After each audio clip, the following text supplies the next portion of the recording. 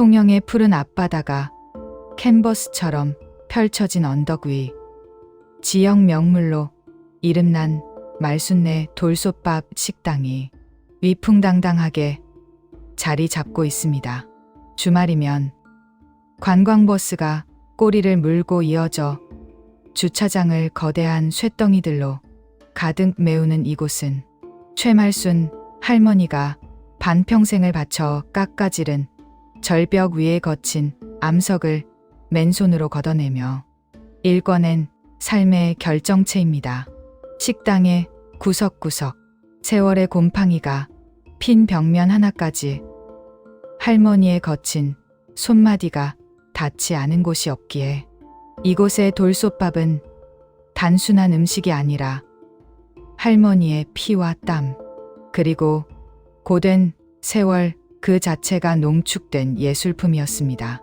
그리고 그 역동적인 공간에는 마치 통영 앞바다의 평온한 파도를 의인화한 듯 늘 단정한 미소를 잃지 않는 며느리 수진이 있었습니다. 수진은 앞치마의 매듭을 정갈하게 조이며 거울을 보고 상냥한 미소를 연습한다.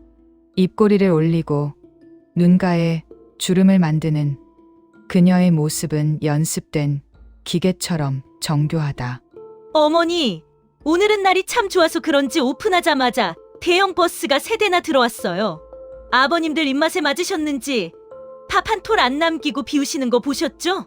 우리 집 굴솥밥 아니면 안 드신다는 손님들 표정 보면 제가 다 뿌듯해요. 콜은 이제 완벽하게 제 손안에 있어요. 어머니는 카운터에 앉아서 따뜻한 유자차라도 한 잔 드시면서 제발 좀 쉬세요. 네, 얼굴이 평소보다 많이 헬스케지신 것 같아요. 어머니 건강이 우리 식당의 보물인데 이러시면 제가 마음이 너무 아파요. 정말 속상하다니까요. 말수는 의미심장하고 깊은 눈빛으로 수진의 손등을 뚫어지게 훑어본다. 마치 수진의 피부 아래 흐르는 검은 욕망까지 꿰뚫어 보는 듯한 시선이다. 그래, 우리 수진이 내가 참 고생이 많다. 처음 이곳에 시집와서 바닷바람 냄새 때문에 밥도 잘 못 먹고 헛구역질하던 게 엊그제 같은데 이제는 손님들 대하는 솜씨가 영락없는 베테랑 다 됐네. 세상일이란 게 참 모르는 거라더니 우리 며느리 아주 부지런하고 야무져. 그래, 내가 있어 내 마음이 참 든든하다. 너만큼 나를 잘 챙기는 사람도 없지. 암 그렇고 말고.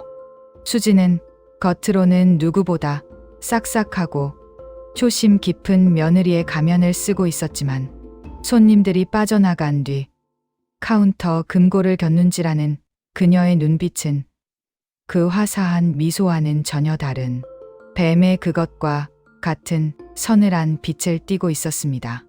그것은 서늘하고 집요한 탐욕의 파동이었습니다. 시어머니가 평생을 바쳐 모은 이 거대한 부의 실체가 무엇인지, 어떻게 하면 그 전부를 자신의 소나귀에 넣고 이 지긋지긋한 통영을 탈출할 수 있을지가 수진이 삶을 지탱하는 유일한 목적이었습니다. 그녀에게 이 식당은 가족의 따뜻한 보금자리가 아니라 언젠가 반드시 매부를 낱낱이 파헤쳐 털어야 할 거대한 금고에 불과했습니다. 그녀는 매일 밤 금고 속의 돈을 상상하며 잠들었고 그 상상은 그녀의 일상을 지탱하는 유일한 마약이었습니다. 운명의 날은 예고 없이 마치 폭풍처럼 찾아왔습니다. 철옹성 같던 최말순 할머니가 한창 점심 장사가 몰리던 영업 도중 갑작스러운 가슴 통증을 호소하며 홀 한복판에 쓰러졌습니다. 구급차의 날카로운 사이렌 소리가 평화롭던 통영 앞바다의 정적을 찢어놓았고 식당은 순식간에 아수라장이 되었습니다. 병원에 도착하자마자 의료진은 연세가 많으시니 마음의 준비를 하는 것이 좋겠다는 청천벽력 같은 진단을 내렸죠. 식당 영업은 즉시 중단되었고 단골 손님들과 마을 사람들은 모두 한마음으로 할머니의 쾌유를 빌었지만 병원 복도 구석에서 이 소식을 들은 수진의 가슴은 불길한 희열로 벅차올랐습니다. 김영호 병원 복도 차가운 벽에 머리를 기대고 어깨를 떨며 흐느낀다. 그의 울음소리는 메마른 통영의 겨울바람처럼 서글프다. 여보, 우리 어머니 어떻게 평생 자식들 먹여 살리느라 허리 한번 제대로 못 펴보신 분인데 이제 좀 편하게 사시나 했더니 저렇게 누우시다니. 내가 불효자야. 내가 더 잘해드렸어야 했는데 왜 이렇게 바보처럼 살았을까? 어머니가 돌아가시면 나는 어떻게 살라고. 수지는 입가에 옅은 미소를 숨긴 채 능숙하게 거짓 눈물을 닦아내며 영호의 어깨를 토닥인다. 그녀의 손길에는 위로가 아닌 무언가를 확인하려는 조급함이 묻어있다. 여보, 마음 굳게 먹어요. 어머니가 우리 이렇게 힘들어 하시는 거 아시면 얼마나 가슴 아파하시겠어. 이럴수록 우리가 정신 똑바로 차려야지. 어머니 식당이랑 재산, 우리 아이들 위해서라도 우리가 잘 지켜야죠. 참, 그러고 보니 저번에 어머니가 며느리인 나한테만 조용히 말씀하시던 5억짜리 비자금 통장 있잖아. 그거 혹시 어디 있는지 알아요? 병원비가 생각보다 많이 나올 텐데 지금 당장 현금이 준비되어야 급한 치료를 받을 수 있잖아요. 어머니를 위해서라도 그 돈을 찾아야 해요. 남편 영호는 슬픔과 당혹감에 잠겨 아내의 말에 숨겨진 악의를 전혀 읽어내지 못했습니다. 수지는 남편을 달래는 척하며 온통 머릿속을 5억 비자금 통장이라는 황금빛 단어로 도배하고 있었습니다. 이것은 수진이 오랜 기간 식당 종업원들의 뒷말을 훔쳐들으며 확신하게 된 시어머니의 마지막 은닉 재산이었습니다. 그녀의 뇌세포 하나하나가 오직 그 5억이라는 숫자를 향해 정렬되는 기분이었습니다. 남편이 병실을 지키며 밤을 새우던 그날 밤, 수지는 어둠을 틈타 아무도 없는 통영 본가로 향했습니다. 시어머니의 안방은 마치 시간이 멈춘 박물관처럼 고요했지만 수진의 심장 박동은 마치 범죄 현장에 선 도둑처럼 맹렬하게 요동쳤습니다. 그녀의 손은 이제 더 이상 효심 깊은 며느리의 손이 아니었습니다. 수지는 장롱 속을 짐승처럼 헤집으며 옷가지들을 바닥에 내팽개친다. 먼지가 날리고 그녀의 숨소리는 점점 거칠어진다. 도대체 어디 숨겨둔 거야?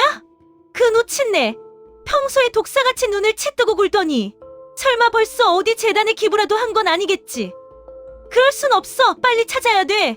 영호가 눈치채고 병원에서 돌아오기 전에 그 돈은 내 명의의 안전한 곳으로 옮겨놔야 한다고.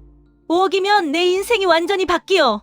이 총구석에서의 지긋지긋한 생활도 매일 땀내 나는 돌솥밥 냄새도 다 끝이야.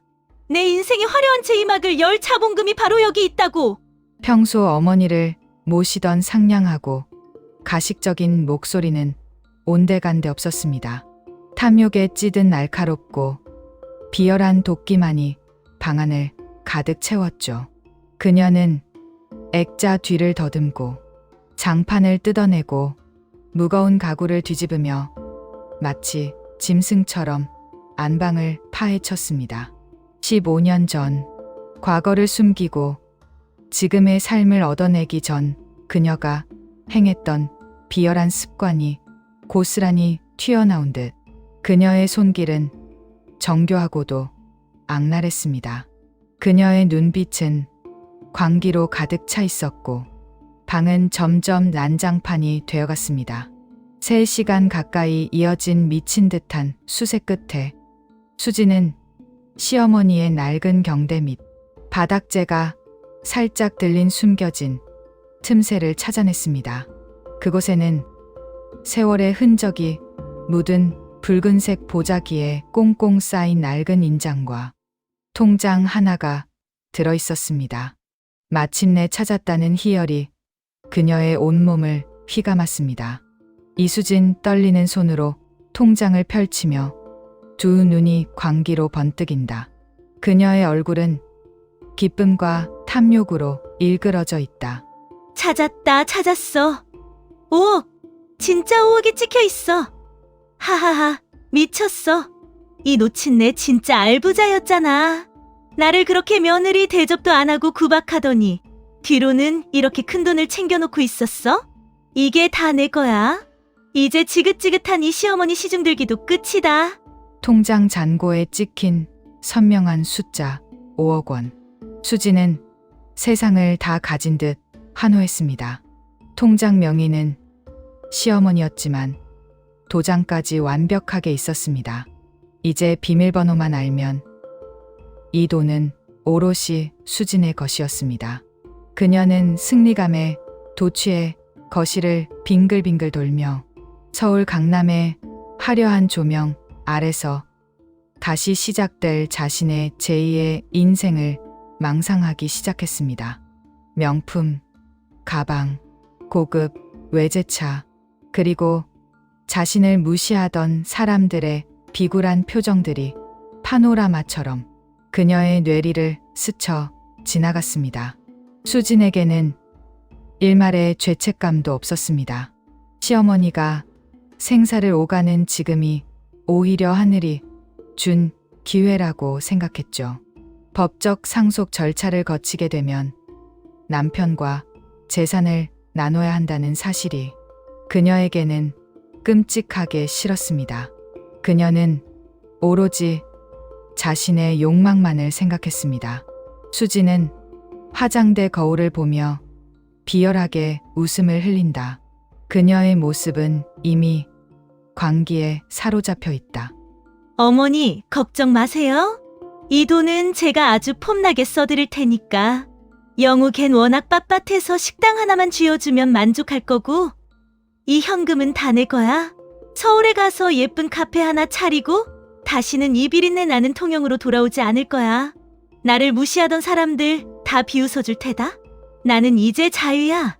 다시는 이 지옥 같은 곳에서 돌솥밥이나 닦으며 살지 않아도 돼. 수지는 즉시 콜택시를 불렀습니다. 사람들의 눈을 피하기 위해 시내에서 조금 떨어진 은행 본점 무인창구로 향하는 그녀의 발걸음은 깃털처럼 가벼웠습니다. 차창 밖으로 보이는 통영의 풍경이 더 이상 그녀를 올가매는 일터가 아닌 곧 털어버리고 떠날 낡은 과거의 잔재로만 느껴졌습니다.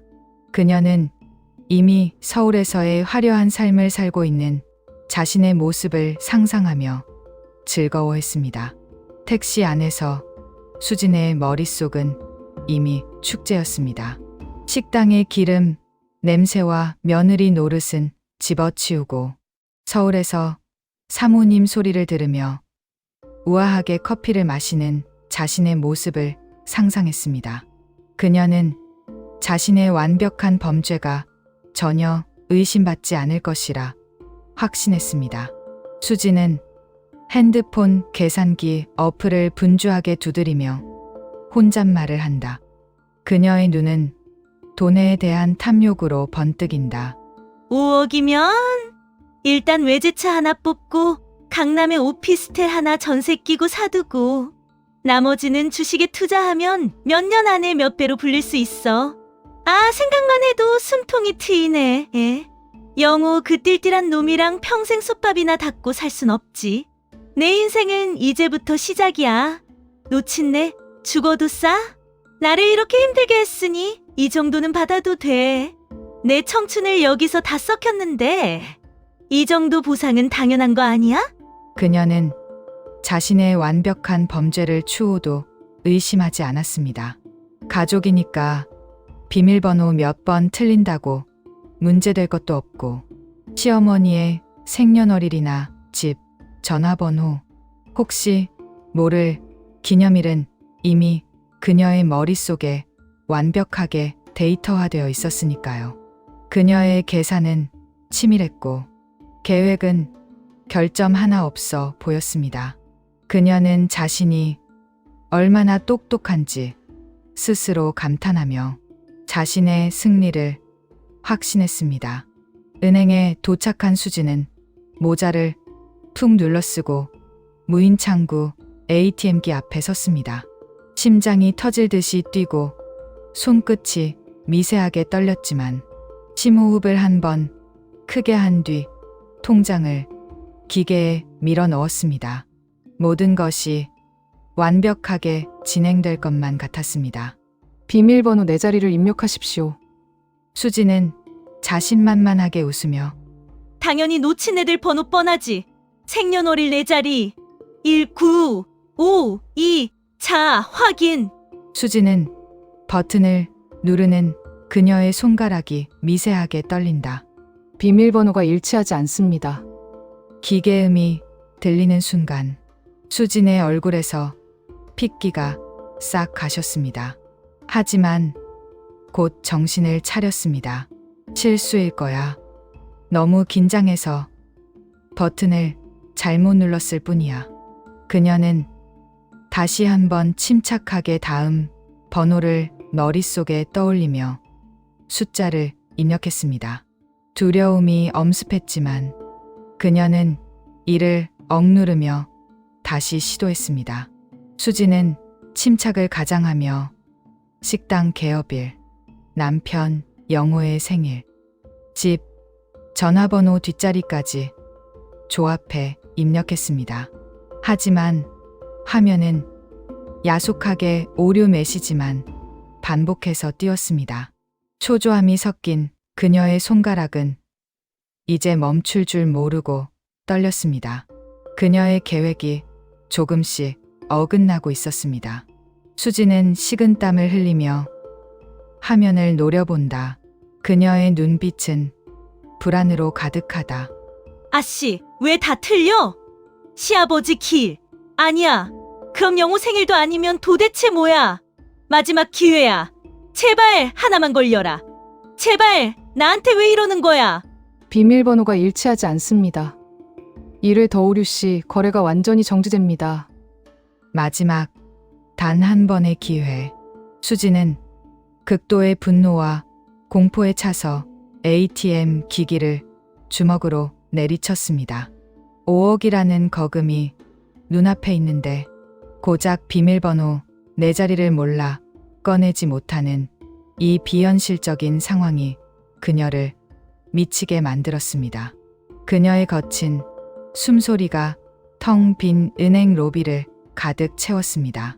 그녀는 자신이 얼마나 무력한지 깨닫고 절망에 빠졌습니다. 은행 직원 정중하지만 차가운 표정으로 다가오며 그의 눈은 수진의 당황함을 조용히 지켜보고 있다. 고객님, 혹시 비밀번호 오류로 곤란하신가요? 최말순 고객님의 대리인 자격으로 오신 거죠? 많이 당황하신 것 같네요. 이수진 당황하며 황급히 몸을 돌린다. 그녀의 목소리는 떨리고 있다. 아, 네.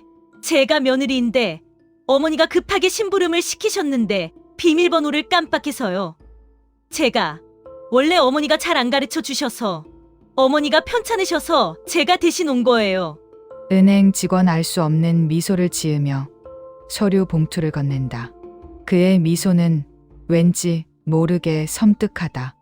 아, 다행이네요. 최말순 고객님께서 얼마 전 신탁 업무로 오셨을 때 혹시 대리인이 오셔서 비밀번호를 못 찾으면 이 서류를 꼭 전달해 달라고 신신당부를 하셨거든요. 고객님을 위해 아주 특별하게 준비한 서류라고 하셨습니다. 은행 직원이 건넨 봉투는 묵직했습니다. 수지는 직원의 정중한 태도 속에서 느껴지는 묘한 기운을 눈치채지 못했습니다. 그래, 놓친 내가 정신이 오락가락하더니 기어이 힌트를 남겼구나. 수지는 쾌재를 부르며 은행 내 VIP 상담실로 서둘러 향했습니다.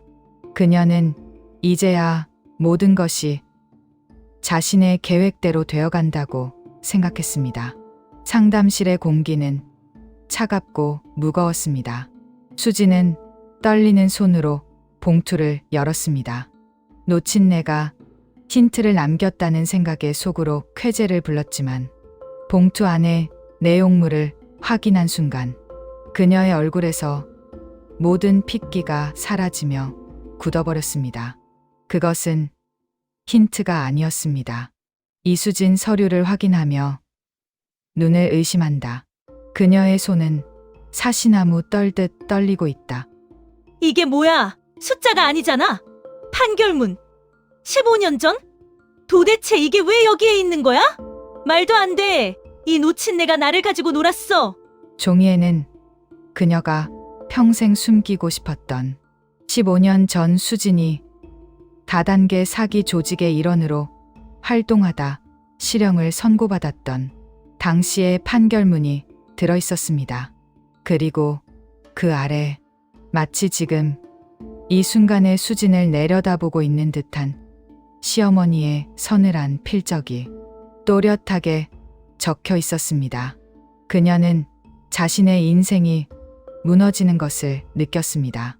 시어머니의 필적은 날카로운 얼음장처럼 수진의 심장을 찔렀습니다. 그녀는 자신의 과거가 드러난 것에 대한 공포와 시어머니가 자신을 속였다는 것에 대한 분노가 교차했습니다. 그곳에는 이렇게 쓰여져 있었습니다. 비밀번호는 내가 나쁜 짓을 저지르고 죗값을 받으러 교도소에 들어간 그날의 날짜 내 자리다. 수지는 사시나무 떨듯 떨며 서류를 바닥에 떨어뜨린다. 그녀의 눈은 충격으로 커져 있다. 이 놓친 내가 이걸 어떻게 영호한테도 완벽하게 속인 내 과거를 나를 처음부터 다 알고 있었어? 이 미친 노인네가 나를 가지고 놀았어.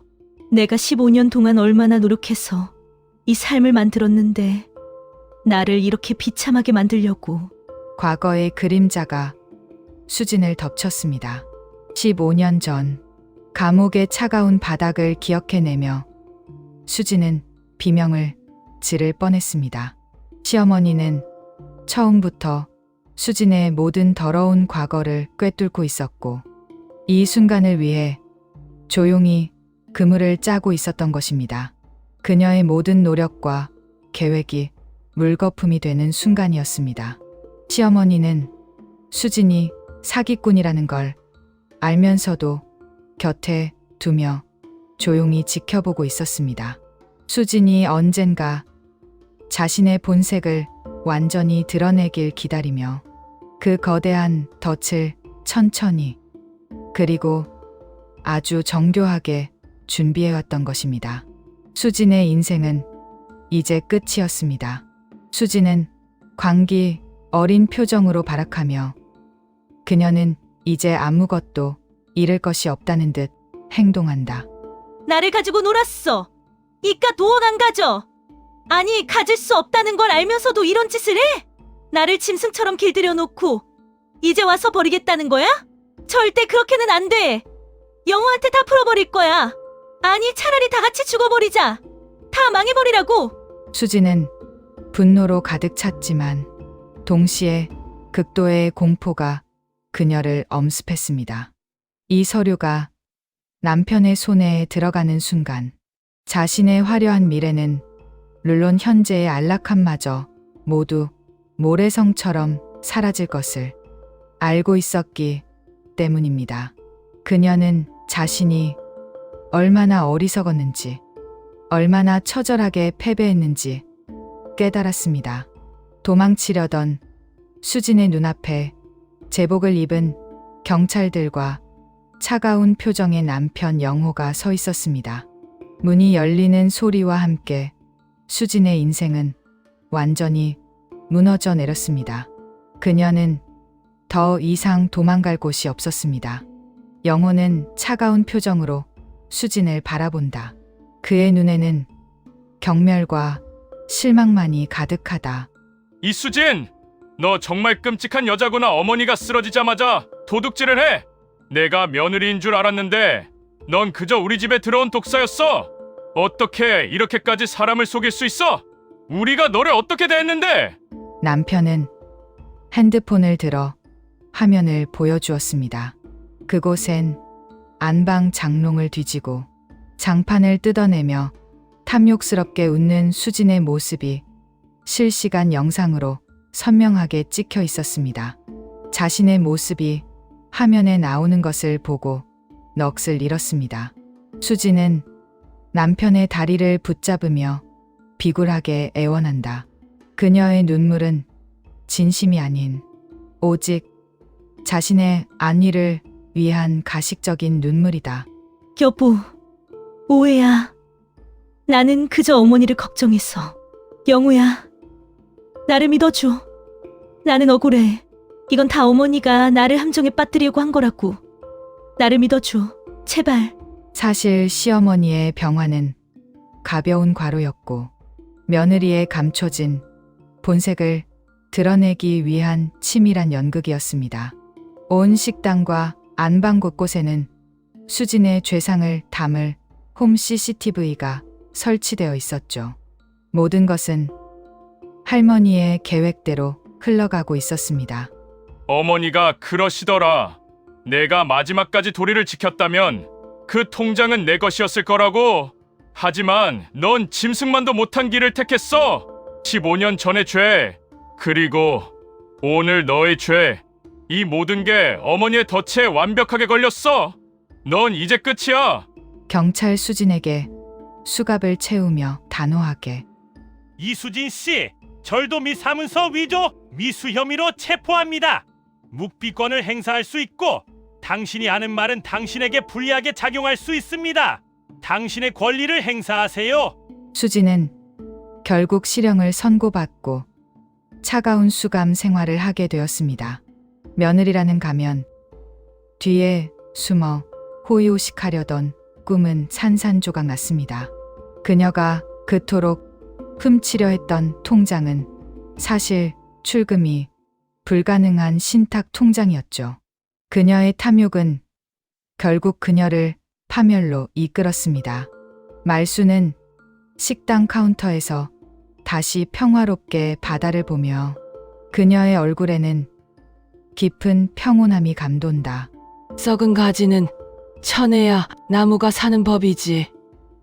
영호야, 이제 우리끼리 돌솥밥이나 따뜻하게 먹자꾸나. 세상 일이란 게 다 뿌린 대로 거두는 법이야. 정직하게 살면 결국 다 돌아오게 되어 있는 거란다. 통영의 바닷바람은 다시금 평화롭게 불어왔습니다. 탐욕은 결국 가장 치명적인 방식으로 모든 것을 앗아간다는 뼈아픈 교훈을 남긴 채 식당은 다시금 활기를 되찾았습니다.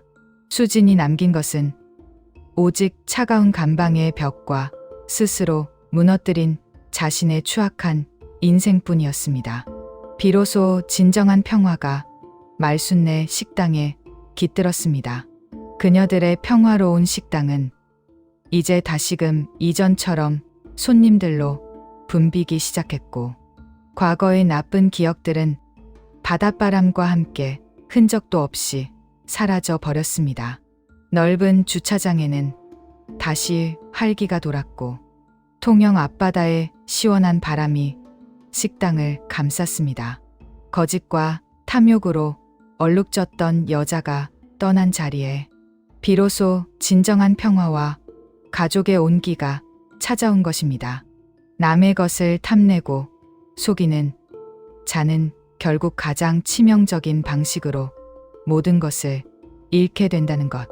이것이 모모가 세상에 남긴 가장 뼈아픈 참교육이었습니다. 수진이 갇힌 교도소의 밤은 통영의 앞바다보다 훨씬 길고 춥습니다. 콘크리트 벽면을 타고 흐르는 습기는 그녀가 평생을 갈구했던 강남의 화려한 조명 대신 오직 죄책감과 패배감만을 비추는 거울이 되었습니다. 그녀는 밤마다 낡은 담요를 뒤집어 쓰고 시어머니 최말순의 서늘한 미소를 떠올립니다. 그것은 단순한 분노가 아니라 자신이 얼마나 어리석은 덫에 제 발로 걸어 들어갔는지에 대한 치욕스러운 깨달음이었습니다. 수지는 좁은 방 구석에 웅크리고 앉아 손톱을 잘근잘근 씹는다. 그녀의 눈은 초점을 잃은 채 벽면의 곰팡이를 응시한다. 그 노친네 처음부터 알고 있었어. 내가 식당에 처음 들어왔을 때 나를 예쁘게 봐준 게 아니었어. 내가 사기꾼이라는 걸 내 과거의 냄새를 이미 다 맡고 있었던 거야. 나를 며느리로 들인 게 아니라 내 탐욕을 키워서 한꺼번에 터뜨릴 시한폭탄으로 키운 거였어.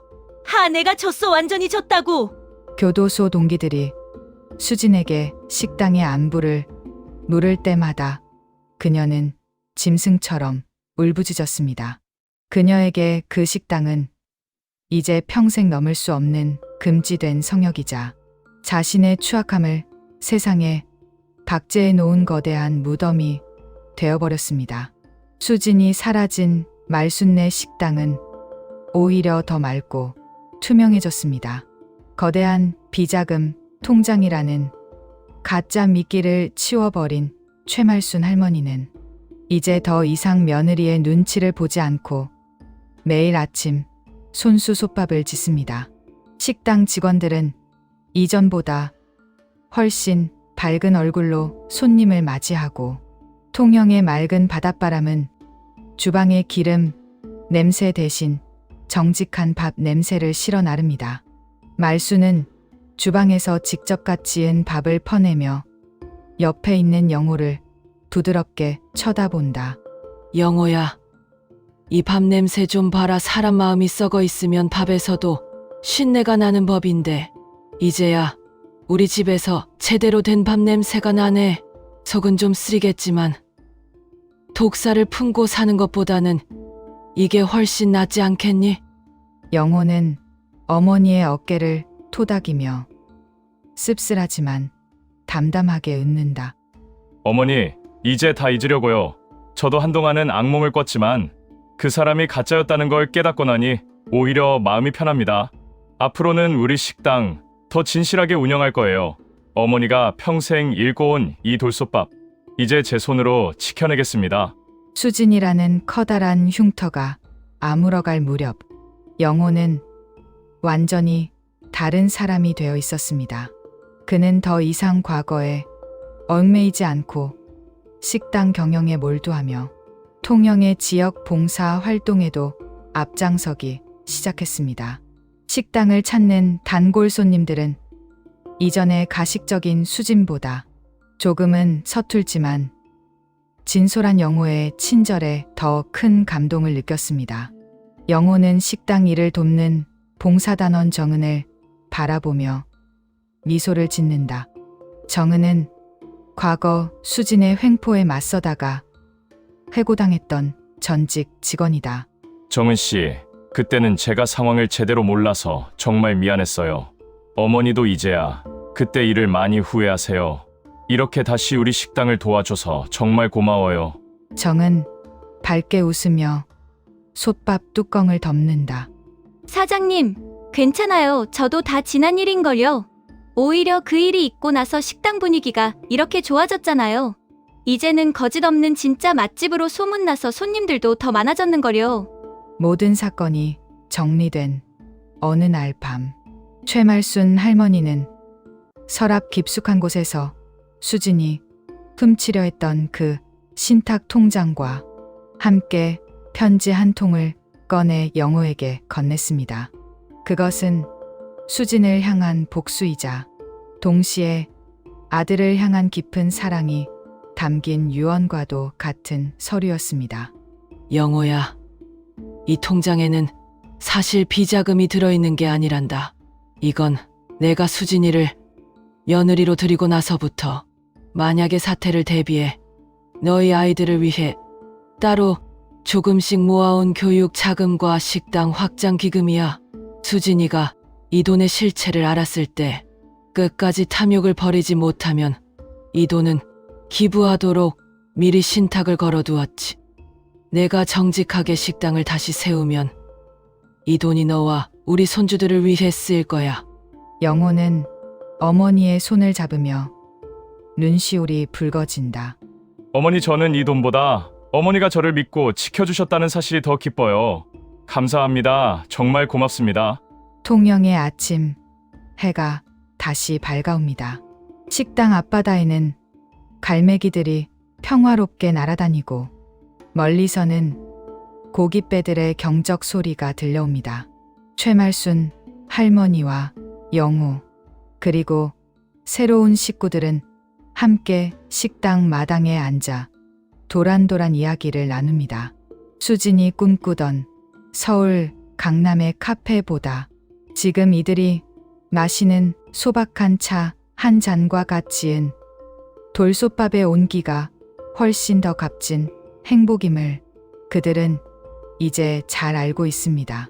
탐욕이라는 가시를 뽑아낸 자리에는 이제 가족이라는 단단하고 따뜻한 뿌리가 깊게 내려앉았습니다. 비로소 이 식당에는 그 어떤 화려한 보석보다 빛나는 진정한 삶의 평화가 영원히 깃들었습니다.